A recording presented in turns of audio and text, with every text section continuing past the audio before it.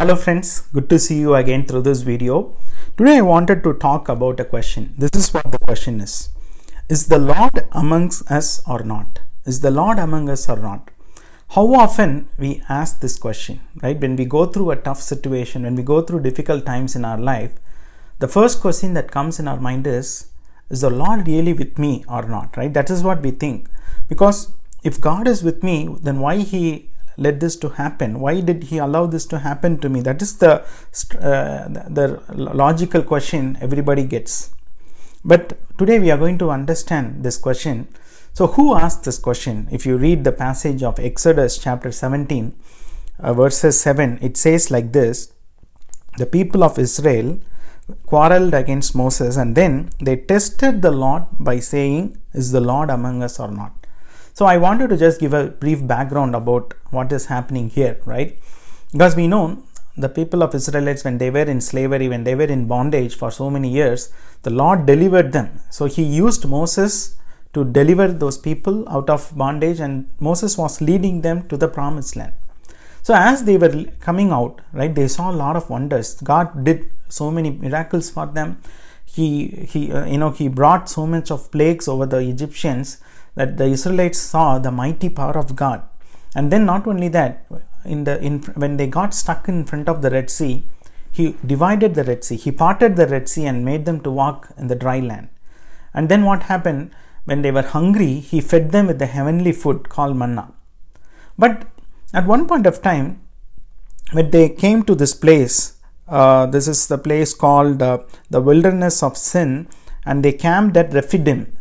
But there was no water for the people to drink. So they have a situation now where they don't have enough water to drink. So they are all getting thirsty, right? So because of that, what happens? They began to quarrel with Moses, and they asked him, give us water to drink. And then not only that, they eventually went on to quarrel him, and they even started to grumbling, right? They grumbled against Moses and said, why did you bring us up out of Egypt? To kill us and our children and our livestock with thirst? See, they forgot about the mighty deliverance the Lord gave them from slavery, right? The wonders that He did, the food that He gave. And now all of a sudden, this water problem is becoming a very big problem in their eyes. And now they are even doubting. They don't even want to enjoy the freedom that God has given, right? They become so ungrateful, and they don't trust the Lord, who did all these things in their life, that He will also take care of them as they go on forward to the promised land.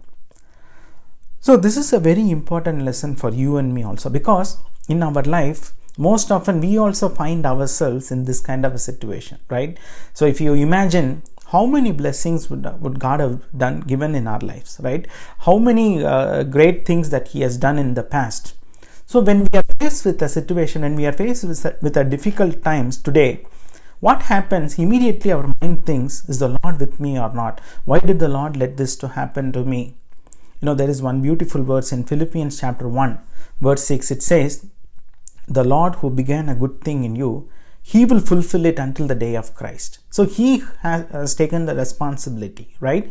And that's what we read in Matthew chapter 6, verses 25 to 34. If you read, God talks about not worrying about tomorrow, right? He says, don't worry what you're going to eat, what you're going to drink, what you're going to wear, because your Heavenly Father knows that you need all these things. And He says, your Heavenly Father knows all your needs even before you ask Him.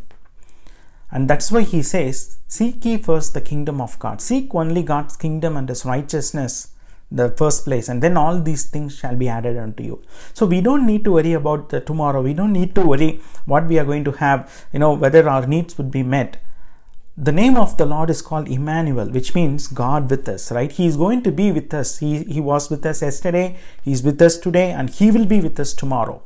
So that is why, my dear friends, when we think whether the Lord is with us or not, it is equivalent to testing the Lord, right? That is what it says here. If you read the verse 7, Exodus 17 verse 7, because they quarreled, and also they tested the Lord by saying, is the Lord among us or not? That place was called as Meribah, right?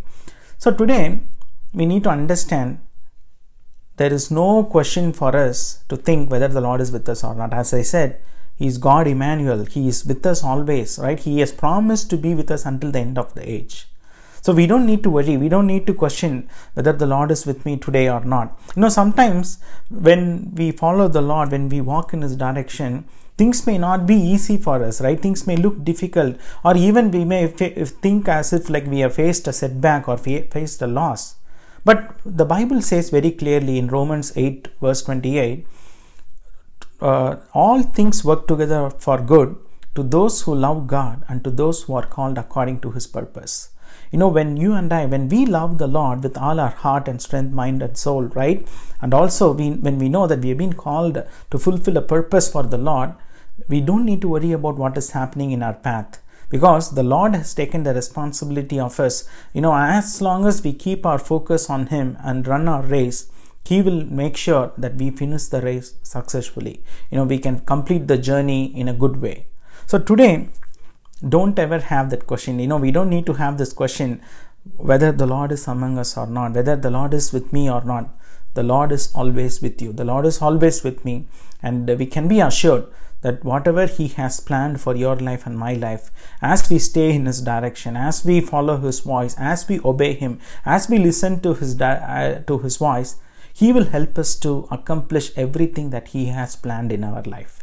May the Lord bless this word. You all have a blessed and a happy day. God bless you.